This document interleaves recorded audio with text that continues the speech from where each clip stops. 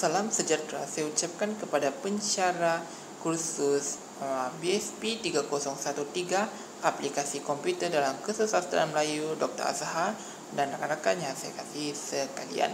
Baiklah, hari ini saya akan membuat satu pembentangan secara ringkas berkenaan modul pengajaran mata pelajaran kesusastraan Melayu.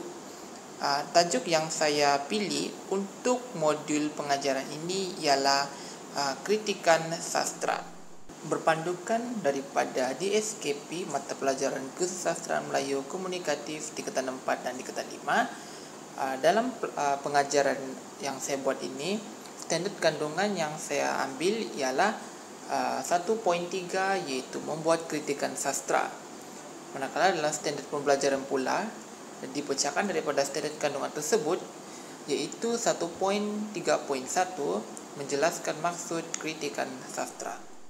Seperti biasa, sesi pengajaran dan pembelajaran dimulakan dengan set induksi, iaitu sebuah tayangan video yang ditayangkan oleh guru melalui aplikasi Google Meet. Jadi murid diminta untuk mendengar dan menumpukan perhatian terhadap video yang ditayangkan. Video tersebut berdurasi 2 minit 56 saat. Kemudian, setelah video itu selesai, murid akan disoal oleh guru tentang video yang telah ditayangkan. Apa yang mereka nampak?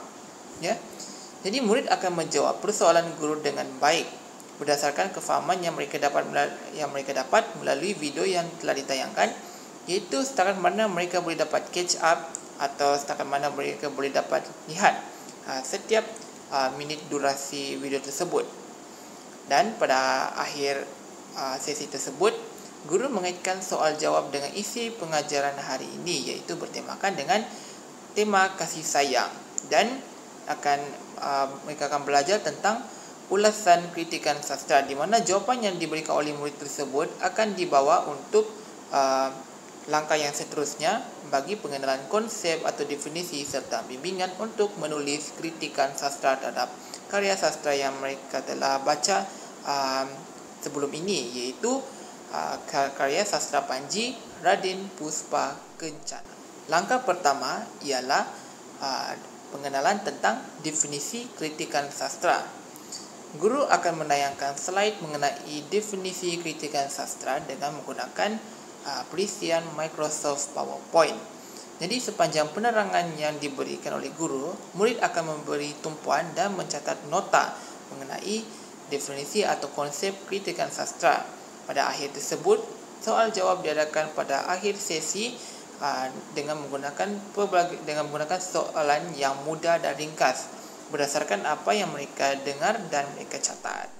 Langkah kedua ialah proses bimbingan untuk menulis kritikan sastra yang akan ditunjukkan oleh guru kepada murid. Murid ditunjukkan bimbingan menulis kritikan sastra terhadap teks sastra Panji, iaitu Raden Puspa Kencana. Pertama dahulu akan diterangkan secara umum, iaitu berkenaan bagaimana hendak menulis kritikan sastra bukan hanya pada karya sastra yang mereka telah belajar, juga terhadap karya sastra lain. Guru bersoal jawab dengan murid tentang elemen atau perkara yang perlu ada dalam penulisan kritikan sastra. Seterusnya, guru akan menerangkan setiap satu elemen atau perkara tersebut.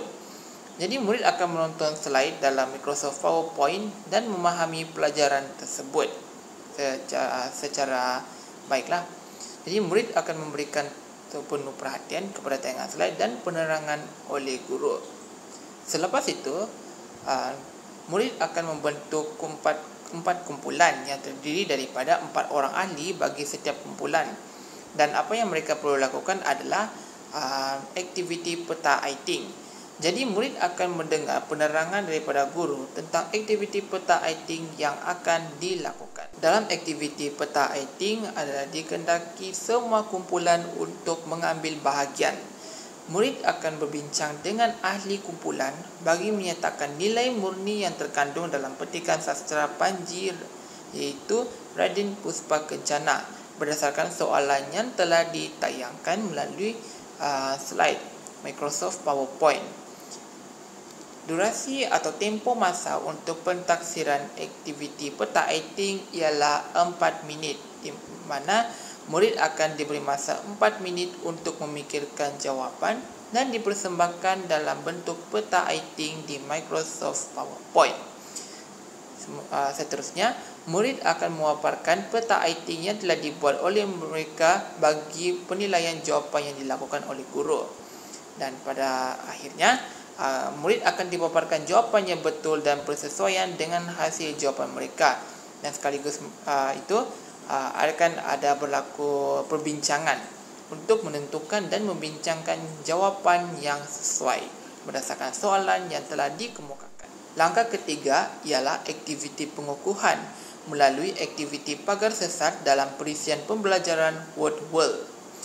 Dalam aktiviti ini, guru akan mengedarkan pautan permainan Word World kepada semua murid di kumpulan ataupun grup WhatsApp kelas.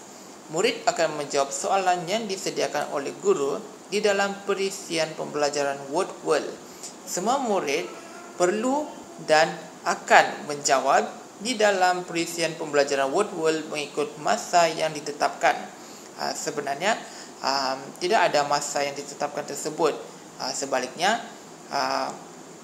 murid yang menjawab dengan masa terpantas akan mendapat kedudukan ataupun ranking yang tertinggi. Sekaligus akan ada guru memberikan imbalan ataupun hadiah kepada murid tersebut yang menjawab secara pantas.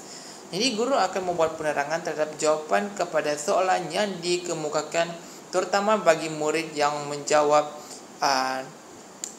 ataupun memberikan jawapan yang salah terhadap satu-satu soalan tersebut. Dan akhir sekali, pada bahagian penutup untuk sesi pengajaran dan pembelajaran ini.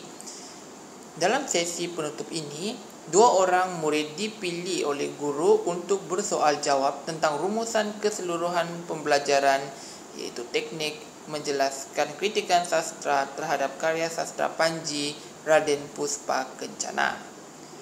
Murid yang dipilih oleh guru akan memberikan ulasan tentang konsep kritikan sastra, cara menulis kritikan sastra, dan ulasan kritikan terhadap karya sastra Panji Raden Puspa Kencana yang telah dibaca oleh murid.